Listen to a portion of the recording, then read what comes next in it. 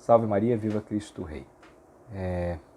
Hoje é um dia triste na história da humanidade, triste especialmente para o povo da Argentina, mas também que serve de alerta para nós brasileiros, católicos, especialmente católicos brasileiros, mas todas as pessoas de boa vontade. Nessa oitava de Natal, dias depois, por ironia do demônio, diga-se de passagem, dias depois de nós festejarmos a memória dos santos inocentes, dos mártires santos inocentes, e no pôr do sol do ano de 2020, a Argentina aprovou a lei do aborto, da descriminalização do aborto até 14 semanas. Falta a sanção do presidente, mas o presidente já se declarou favorável, então não há nenhuma novidade se ele sancionar. Então, infelizmente, é uma lei que será sancionada. Bem, é um dia triste, mas que não pode ficar apenas na tristeza. É um dia que nós temos que fazer penitência e orar, mas também não podemos ficar só na oração e na penitência. É preciso que nós, católicos, especialmente os católicos do Brasil, aconteceu na vizinha, possamos refletir o que podemos fazer para que uma lei como essa não seja aprovada no Brasil. Nós já chegamos perto muitas vezes, especialmente no governo do PT, do Partido dos Trabalhadores, com um intenso trabalho do presidente da República, Lula, e também da Dilma, e da bancada de apoio ao governo, especialmente do PT, PCdoB, PSOL. Eles realmente trabalharam intensamente para a aprovação do aborto no Brasil.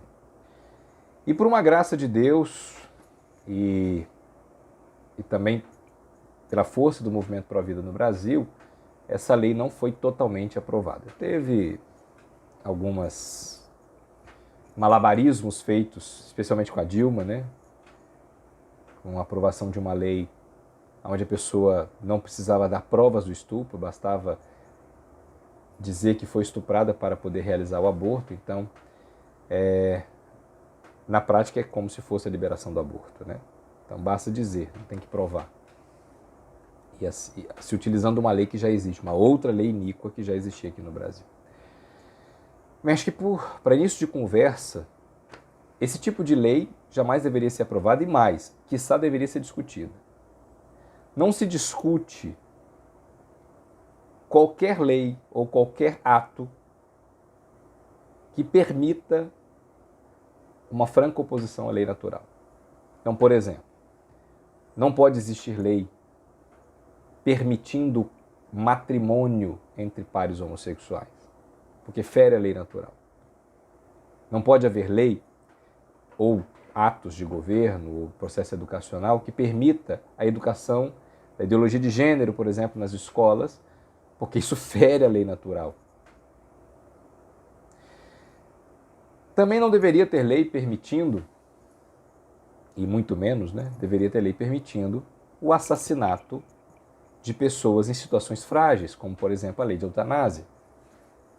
E menos ainda de pessoas inocentes no seu estágio mais precoce de vida, no seu estado mais inerme, com menor capacidade de reação à franca agressão contra a vida dela.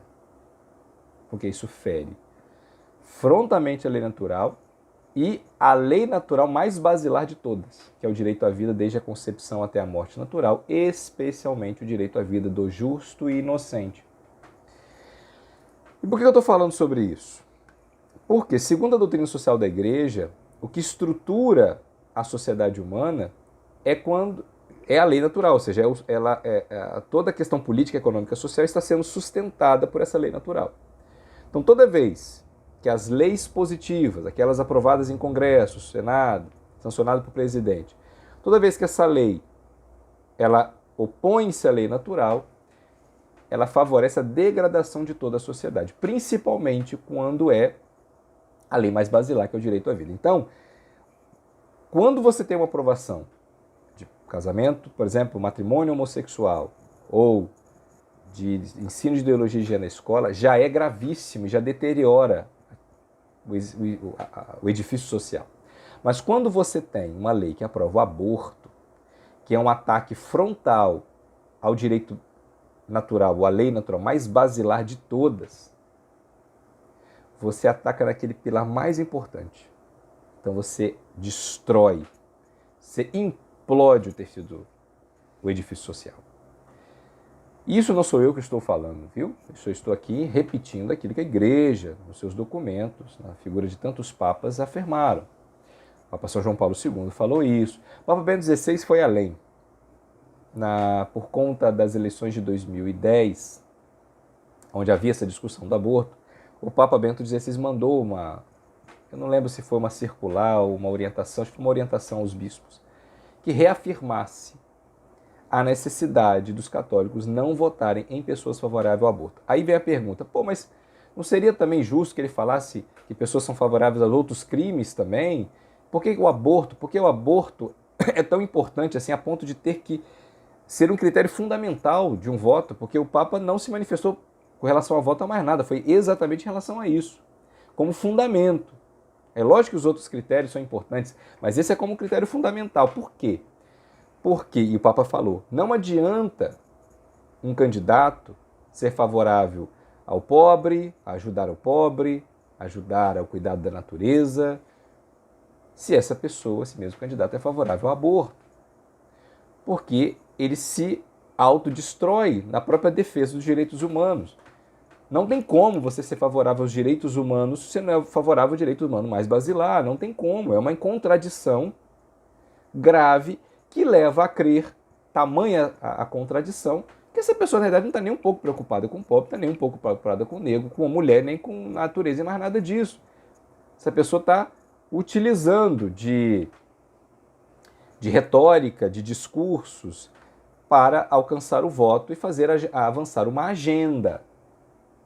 Essa sim perigosa, que é a agenda da cultura da morte, ou a agenda globalista, ou a agenda da nova ordem mundial, como, não eu, mas o próprio Papa São João Paulo II denunciou a cultura da morte como agenda promovida no seio da sociedade, com muito dinheiro, diga-se de passagem, na sua encíclica Evangelho Vitae. Nós vimos bons, grandes sacerdotes denunciando isso de forma clara, utilizando o termo globalismo, o termo nova ordem mundial. Então não é uma teoria da conspiração, é uma realidade, como o próprio Monsenhor Juan Cláudio Sanaújo, um sacerdote argentino falecido em 2016, que escreveu 2 livros maravilhosos, Cultura da Morte, o Maior Desafio da Igreja, e Nova Ordem, Poder Global e Religião Universal, que já tem a 2ª edição, onde ele denunciou de forma muito clara e pormenores de como essa cultura avança. E não é uma cultura que avança de forma aleatória, não, uma cultura que é uma agenda promovida com muito dinheiro, com muita estratégia. E nós católicos aí, acreditando em teoria da conspiração, falando que não é nada disso, e ainda não entendendo o que está acontecendo diante dos nossos olhos. Porque, primeiramente, e aqui eu uso um discurso que um amigo meu, conhecido de todos aqui, do Centro Anchieta, o professor Leonardo Penitente, vem falando massivamente. Essa democracia que nós temos, democracia moderna, onde uma maioria decide, então a maioria decide os eleitos, né? E a maioria dos eleitos decidem as leis. Esse tipo de maioria tende sempre a gerar leis iníquas, porque é a falsa ideia da soberania do povo, como tem sido tantas e tantas vezes em redes sociais de muitos políticos, até contra o aborto. O poder emana do povo. O poder não emana do povo, meu irmão e minha irmã que está ouvindo esse vídeo. O poder emana de Deus. O povo é um depositário desse poder. A partir do momento que o povo, depositário desse poder, usa do poder contra de quem é de fato a soberania, você tem que tirar o poder do povo. O povo não pode usar da deposição do poder, né? Depositário, como depositário do poder, usar contra aquele de quem emana de fato o poder. Se um Congresso elege uma lei dessa, o Congresso atentou contra de quem é de fato a soberania. Esse Congresso não deveria existir. Então essa democracia que nós temos, construída como está, ela sempre favorece esse tipo de lei, mesmo que a maioria do povo seja contrário ao aborto. Porque a maioria do povo, infelizmente, digo isso com tristeza, não sabe votar. não utiliza dos critérios que a Igreja Católica coloca e ilumina através da sua doutrina social. Inclusive que um católico não pode votar num candidato favorável ao aborto. Esse tipo de lei nós vamos estar sempre correndo o risco desse tipo de lei ser aprovada. Porque a nossa maioria que elege e a maioria que é eleita, que por sinal faz uso de demagogia e mentira para conseguir ser eleito, porque a maioria das pessoas não sabem realmente votar, não sabe utilizar. E quando eu falo que não sabe votar, é isso. Estou falando de pessoas inteligentes, tá? Inteligentes, acadêmicos, não sabem votar. Não porque não são inteligentes, mas que não sabem utilizar os verdadeiros critérios para o voto. Não se permitem iluminar pela doutrina social da igreja na decisão dos seus votos. E acontece esse tipo de coisa, elege esse tipo de gente, como foram eleitos na Argentina, como foi eleito aqui no Brasil também. Quantos congressistas do Brasil, quantos do Senado são favoráveis ao aborto?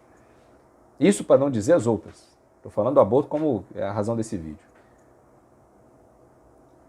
Então nós precisamos refletir, inclusive, se esse tipo de sistema de governo deve ser mantido dessa forma. Ou se não precisa fazer uma reforma nesse tipo de coisa. Mas o problema é quem vai fazer a reforma. Bem, é um assunto complexo. Muito complexo. E não vejo uma solução a médio e curto prazo desse problema, que é o problema estrutural da própria democracia moderna. Mas, quem quiser entender melhor sobre isso, e até para a gente poder compreendermos o que nós podemos fazer futuramente para tentar mudar esse tipo de sistema de governo, assistam os vídeos do professor Leonardo Penitente na sua rede social, no seu Instagram e os cursos que ele tem que são maravilhosos. Bem, essa é uma situação ainda distante nossa, podemos assim dizer, a mudança do sistema. Então, o que nós podemos fazer diante do sistema que temos para evitar que esse tipo de lei aprove? Simples, que a maioria católica haja como católico, atue como católico. Que a maioria dos leigos atuem como católico, ou seja, no campo político, social e econômico, digo também. Ou seja, que não eleja esse tipo de gente, que não promova ideologias, por exemplo, que não promova o socialismo, que não promova o liberalismo.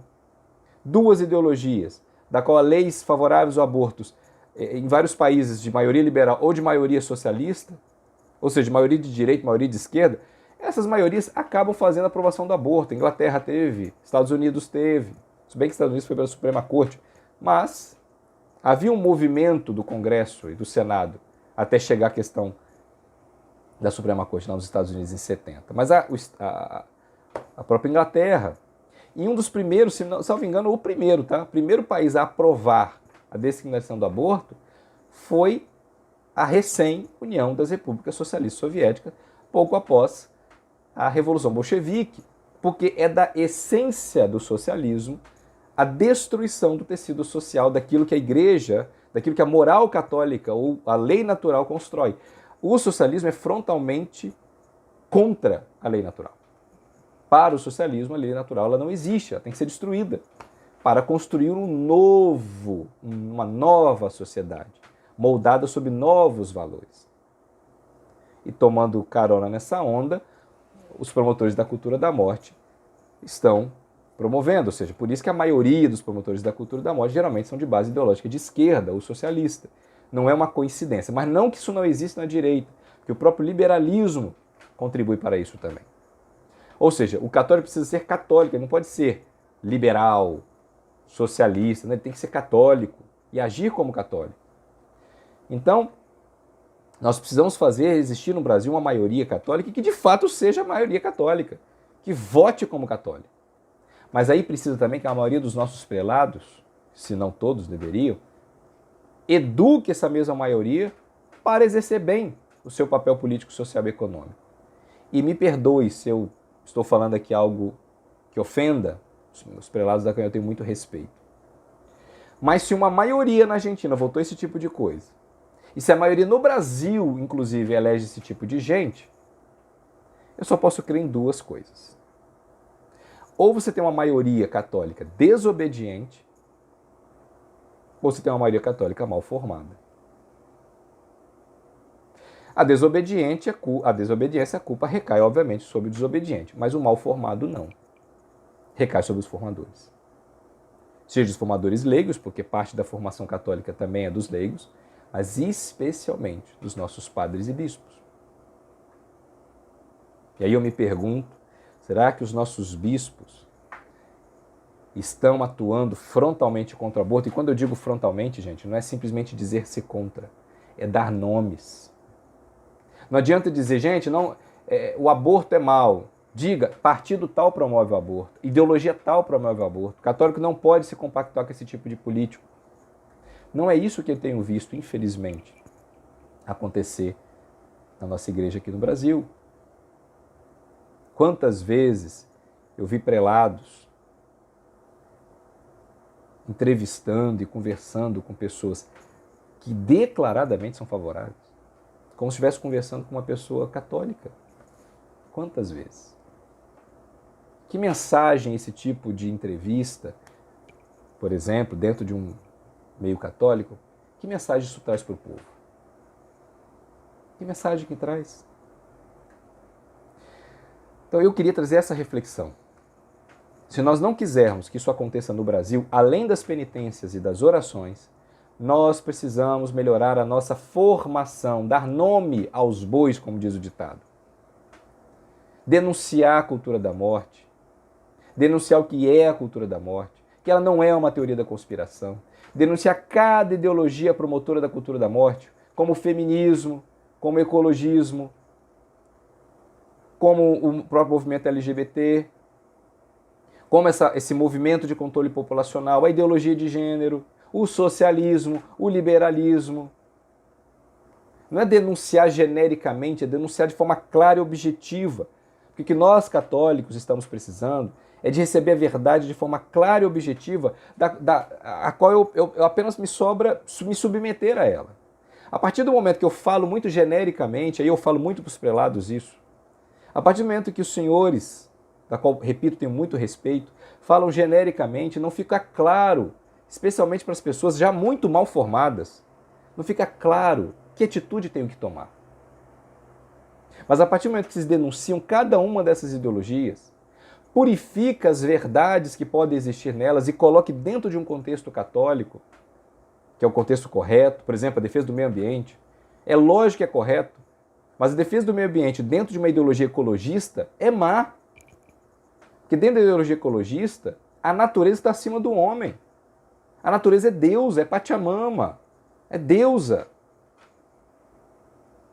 Mas a defesa do meio ambiente como obra da criação de Deus, da qual o homem deve ordenar para Deus, que é isso que a Igreja Católica defende, com relação à defesa da natureza, e como São Francisco de Assis muito bem nos ensinou, isso tem que ficar claro para o católico, porque senão ele vai confundir. Se você não denuncia a ideologia ecologista, ele não vai entender a diferença de defesa de meio ambiente para a defesa da ideologia, ou seja, acaba sendo tragado pela ideologia, como acontece com a questão do aborto. Se não falamos de forma clara e objetiva por que o aborto é mau, e que nós não podemos contribuir, e que tipo de grupos sociais políticos promovem esse tipo de lei, se nós não falamos de forma clara e objetiva, o católico, o leigo, muitos leigos não saberão o que fazer e continuarão elegendo esse tipo de gente. Então peço encarecidamente aos prelados, falem de forma clara, denunciem de forma objetiva da onde vem o mal, que tipo de mal é esse e como devemos combater. Precisamos disso. Porque senão nós ficamos como ovelhas sem pastores. Nós não sabemos quem ouvir. Quando a voz do pastor se confunde com a voz do lobo, a quem vamos ouvir? A voz do pastor tem que ser diferente da voz do lobo. A voz do pastor tem que ser diferente da voz do mundo. Tem diferente. Não dá para usar o mesmo conteúdo de fala na defesa do meio ambiente, na posição ao aborto, na defesa do pobre, do mesmo que muitas ideologias fazem, muitos partidos políticos, ideológicos, inclusive, de oposição à Igreja Católica, falam. Mesmo discurso, muitas vezes, as mesmas palavras, como eu tenho visto isso, e é triste isso. Então peço encarecidamente e humildemente, por favor, fale a verdade, a situação é urgente, porque essa mesma lei iníqua aprovada lá pode sim ser aprovada no Brasil. E o pior, por políticos eleitos pela maioria católica. Isso é inadmissível. Isso é inadmissível. Pois bem, então vamos refletir melhor sobre isso e vamos fazer nossa parte, aquilo que nos cabe. Viver a fé católica na sua integralidade. Não apenas no discurso. Não apenas no discurso. Quantos casais católicos, por exemplo, são casais católicos, pastoral familiar e tudo mais, e fazem uso de métodos anticoncepcionais? A igreja se posicionou contra. Quantos casais usam até anticoncepcional, uma pílula potencialmente abortiva? Quantos recorrem ao uso, à esterilização, ligadura de trompa, vasectomia? Quantos casais católicos estão tendo 1 ou 2 filhos no máximo, não estão abertos à vida? Vocês acham que isso não tem nada a ver com a questão do aborto? Tem. Tem, porque isso demonstra falta de firmeza para viver a fé. E quem não é firme para viver a fé, em algo tão basilar que é viver a fé dentro do matrimônio ou dentro da igreja, como vai ser firme na hora de votar? Como vai ser firme na hora de cobrar aqueles a quem você elegeu? Não serão. Porque não tem aquela força moral e espiritual e intelectual para cobrar. Então, por favor, em primeiro lugar, oração e penitência. Segundo, coerência com a fé que vocês professam. Terceiro, vamos formar. Vamos ajudar na formação desse povo, para que isso não aconteça no Brasil. E agora, repito e peço encarecidamente de forma particular aos prelados, aos padres e bispos. Dê nome aos bois. Denunciem todas as ideologias, dando nome daquilo que se opõe à fé católica. Se opõe à fé católica, especialmente na questão do aborto. Denuncie os promotores da cultura da morte. Dê nomes. Faça as ovelhas saberem que caminho seguir de forma clara. E, por favor, não permitam que nós, ovelhas, sejamos confundidos pelos lobos. Salve Maria, viva Cristo Rei.